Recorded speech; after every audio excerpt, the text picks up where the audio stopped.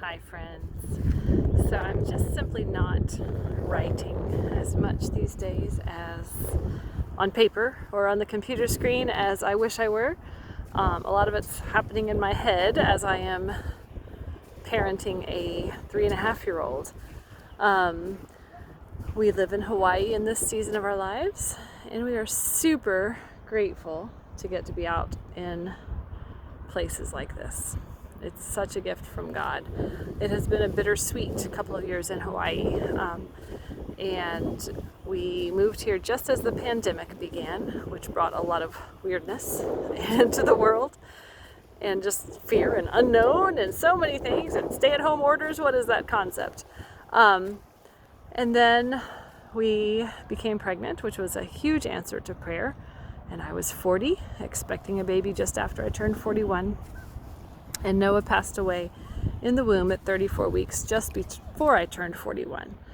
And if you have followed me, you know I've written a lot about infertility.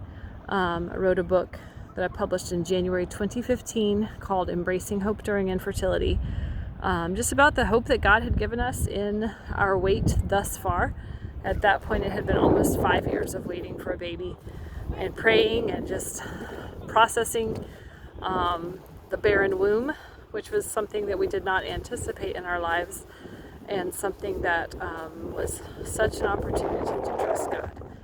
And over the years, we've still been there, still trusting God, still seeking Him. And one of the reasons why I share that story of infertility is because people often feel alone. And statistics are staggering that 1 in 8 couples experience infertility.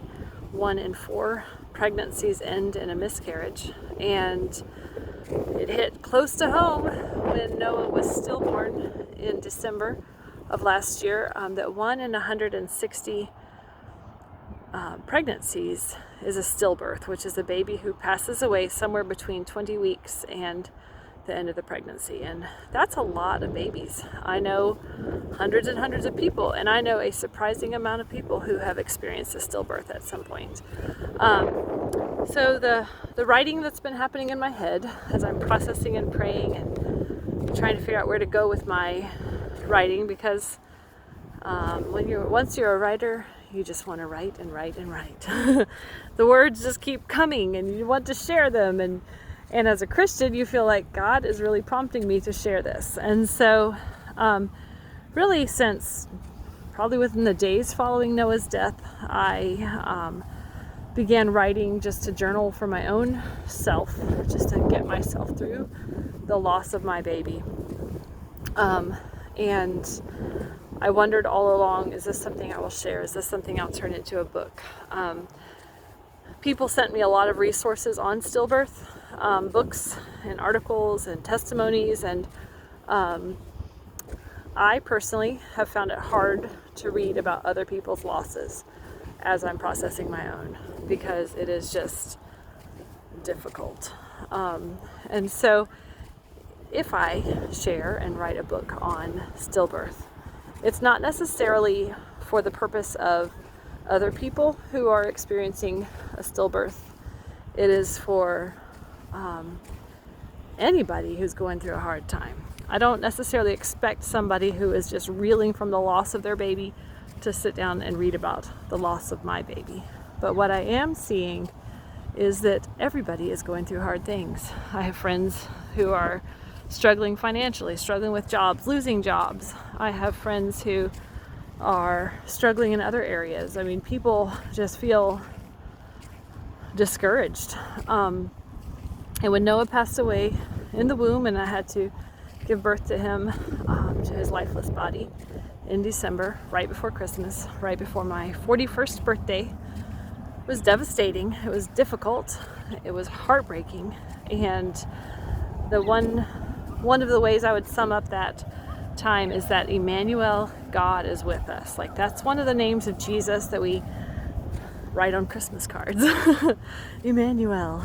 And man, Emmanuel, God is with us. And that is exactly how I felt that in those weeks surrounding the loss of our baby, that God was with us.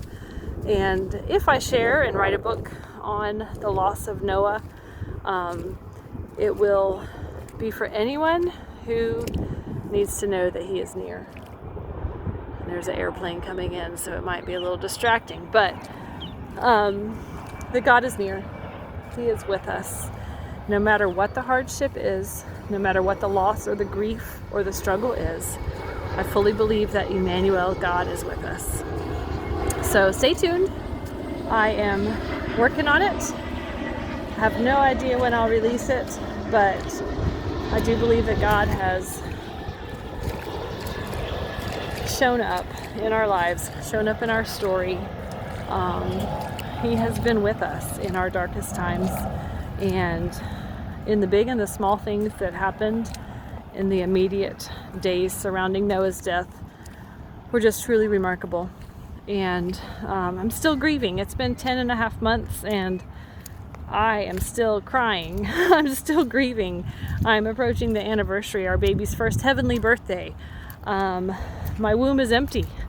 It's hard. It's not the way I expected life to go. Not the way I expected our family to look at this point, and it's tough. And so if you are feeling like, wow, this life right now is not exactly what I expected, it's a lot harder, there's a lot more suffering than I ever hoped for, I do believe that suffering is part of the Christian life. Suffering is part of what we experience. And Emmanuel, God is with us. He is with us. He has been with us, and He is with you, and He will continue to be with you. So I hope that you follow along, read the things I'm writing. If and when I publish a book about Noah's short life, I hope that you read it, because I think it will be relatable to anyone and everyone needing to know that God is near and that He's with us.